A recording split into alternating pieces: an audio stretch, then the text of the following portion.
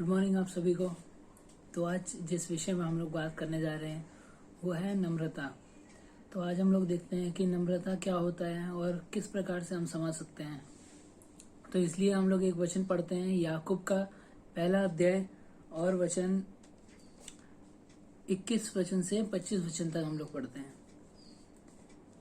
तो जैसा लिखा है कि इसलिए सारी मलिनता और बैर भाव की बढ़ती को दूर करके उस वचन को नम्रता से ग्रहण कर लो जो हृदय में बोया गया और तुम्हारे प्राणों का उद्धार कर सकता है। परंतु वचन पर चलने वाले बनो और केवल सुनने वाले ही नहीं जो अपने आप को धोखा देते हैं, क्योंकि जो कोई वचन का सुनने वाला हो पर उस पर चलने वाला ना हो तो वह उस मनुष्य के समान है जो अपना स्वाभाविक मुंह दर्पण में देखता है, इसलिए कि वह अपने आप को देखकर चला जाता है और तुरंत भूल जाता है कि मैं कैसा था। तो मतलब इसमें इन वचनों में क्या लिखा है कि इस प्रकार से लिखा हुआ है कि हमारा हृदय किस प्रकार से होना चाहिए। हमें परमेश्वर के वचनों को जो हम सुनते हैं उसे केवल सुनना नहीं है, उसे उस पर चलना है, उसको मानना है, क्योंकि जब तक हम परमेश्वर के वचनों को मानेंगे नहीं तब तक कोई फायदा नहीं है। और इसीलिए इसमें कहता है कि हमें नम्रता के साथ उसको मानना है। नम्रता के साथ जैसा लिखा है कि नम्रता के साथ तुम उसे ग्रहण कर लो जो हृदय में बोया गया है। मतलब जो परमेश्वर का वचन हमें मिलता है उसे हमें नम्रता के साथ, क्रोध पूर्वक नहीं, किसी या वैर भाव के साथ नहीं, परंतु नम्रता का हृदय हमारा होना चाहिए। जब तक हमारा हृदय नम्र नहीं होगा तब तक हम चीज़ों को ग्रहण नहीं कर पाएंगे और चीज़ों को समझ नहीं पाएंगे। जब हमारा ऐसा हृदय होता है नम्रता का तो हम चीज़ों को और अच्छे से समझ सकते हैं। तो और उसके लिए हम लोग एक वचन पढ़ते हैं कि मती का 5 और 5 वचन में कहता है कि धन्य है वह लोग जो नम्र हैं, क्योंकि वह पृथ्वी के अधिकारी होंगे। इसमें कहता है कि जो लोग नम्र हैं, मतलब जो लोग नम्रता का हृदय, नम्रता का स्वभाव रखते हैं, वो लोग पृथ्वी के अधिकारी होंगे। परमेश्वर का ये वचन है, उसकी आज्ञा है और इसके अनुसार होगा। जो लोग नम्र हैं वो पृथ्वी के एक दिन अधिकारी होंगे। और उस पर चलने वाला बनने, हमें उस पर खाली चलने वाला बनना है, केवल सुनने वाला नहीं कि एक कान से सुने और दूसरे से निकाल दे, ऐसा नहीं करना है। परंतु जब हम परमेश्वर के वचनों को सुनते हैं तो उसे ग्रहण करना है अपने हृदय में और उस पर मन लगाना है, क्योंकि परमेश्वर जो है, जो नम्र व्यक्ति होते हैं उनको संभालता है, उनकी देख रेख करता है और परमेश्वर उनको बढ़ाता है। और जैसा कि हम लोग देखते हैं कि मूसा जो था वो सबसे ज़्यादा नम्र व्यक्ति था इस धरती पर।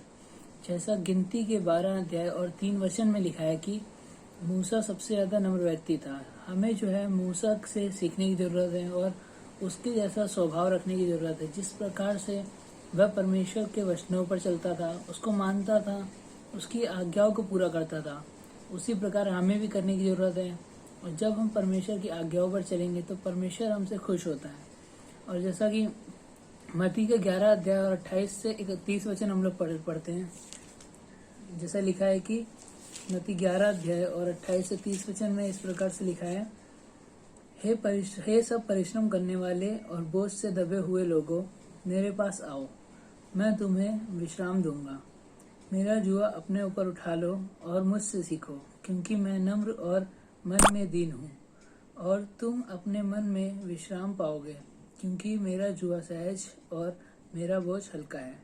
तो इस वचन में जिस प्रकार से लिखा है कि हे बोझ से दबे हुए लोगों, जो लोग बोझ से दबे हुए हैं, कठिनाइयों से दबे हुए हैं, परेशानियों के साथ हैं, उसमें कहता है कि वो परमेश्वर के पास, तुम मेरे पास आओ। मतलब परमेश्वर उनको अपने पास बुलाता है और कहता है तुम मेरे पास आओ, मैं तुम्हें विश्राम दूंगा।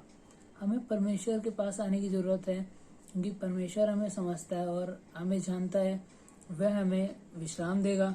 और आगे कहता है कि मेरा जुआ अपने ऊपर उठा लो और मुझसे सीखो। मतलब यहाँ कहता है मेरा जुआ, मतलब हमें क्रूस उठाने के लिए कहता है कि तुम मेरा क्रूस उठाओ। क्रूस उठाने का मतलब ये है कि हमें अपनी इच्छा को नहीं, परंतु परमेश्वर की इच्छा को अपने से ज़्यादा अहमियत देना है। परमेश्वर की जो इच्छा है हमारे जीवन से, हमें वो करना है, क्योंकि जब हम ऐसा करते हैं तो परमेश्वर हमें सिखाता है और परमेश्वर हमें और अच्छे तरीके से बढ़ाता है। और जैसे इसमें क्रूस उठाकर चलने की ज़रूरत है हमें, तो जिस प्रकार से वचनों में हम लोगों ने पढ़ा कि और वह हम विश्राम पाएंगे अगर यदि हम उसके पास आते हैं और अपना क्रूस उठाते हैं। तो और यिर्मयाह का 31 अध्याय का 25 वचन हम लोग देखते हैं कि किस प्रकार से लिखा है यिर्मयाह का 31 अध्याय में और उसके 25 वचन में। जैसा लिखा है, क्योंकि मैंने थके हुए लोगों का प्राण तृप्त किया और उदास लोगों के प्राण से भर दिया। उदास लोगों के प्राण को भर दिया मतलब कहता है कि जो थके हुए लोग हैं, उसी प्रकार जिस प्रकार से मत्ती में हम लोगों ने पढ़ा कि बोझ से दबे हुए लोगों मेरे पास आओ, उसी प्रकार से कहता है कि जो लोग थके हुए लोग हैं उनको वह तृप्त करता है, उनको सब पूरी चीज़ों के साथ तृप्त करता है और उनको कोई भी घटी कमी नहीं होने देता है मतलब। और वह उनको थके हुए लोगों को बोझ से उठाकर अब उन्हें तृप्त करता है। बस हमें ज़रूरत क्या है, परमेश्वर के पास आने की, उसके वचनों को जानने की, क्योंकि जब हम वचनों को समझते हैं तो परमेश्वर हमें सिखाता है और परमेश्वर हमें तृप्त करता है, हमें विश्राम देता है। और गलातियों को 6:1 में कहता है कि नम्रता के साथ संभालो, क्योंकि नम्रता के साथ, क्योंकि जब हम नम्र होते हैं तो कोई भी सिचुएशन में हम संभाल सकते हैं। और परमेश्वर कहता है कि नम्रता के साथ संभालो, चाहे कोई भी परिस्थिति है, हमें अपना हृदय हमेशा नम्र रखना है। क्योंकि जब हम हृदय नम्र रखते हैं तो कोई भी चीज़ हमारे लिए असंभव नहीं होती, हम उसको परेशानी का सामना कर सकते हैं किसी भी चीज़ का। बस चीज़ ये है कि हमें नम्र होना है। और कुलुसियों के 3 अध्याय 12 और 13 वचन में कहता है कि सह लो और अपराध क्षमा करो। मतलब हमें जो है कोई भी चीज़ है जो हमें उसे सहना है, और जो है अपराध, दूसरे जो अपराध करते हैं हमें उसे क्षमा करना है। जिस प्रकार से परमेश्वर ने हमारे अपराधों को क्षमा किया, उसी प्रकार से जब हम दूसरों के अपराधों को क्षमा करते हैं तो परमेश्वर खुश होता है हमसे, और उसी प्रकार से हमें करना भी है, क्योंकि वचनों में लिखा है कि परमेश्वर ने हमारा अपराध क्षमा किया और हमारे लिए क्रूस पर जान दी। उसी प्रकार हमें भी करना है कि दूसरों के अपराध को हमें क्षमा करना है, और हमें यीशु मसीह के जैसे ही करना है जैसे उसने किया। यीशु मसीह इस धरती पर आया और उसने सह लिया सब कुछ हमारे लिए। यीशु मसीह आया था, उसने सारी चीज़ें, सारी ताड़नाएं, सारी कठिनाइयाँ, सारी पीड़ाएं सब उसने हमारे लिए सही, ताकि हम बच सकें। और दूसरा तीमुथियुस के दूसरे अध्याय में 24 से 26 वचन में पढ़ते हैं हम लोग।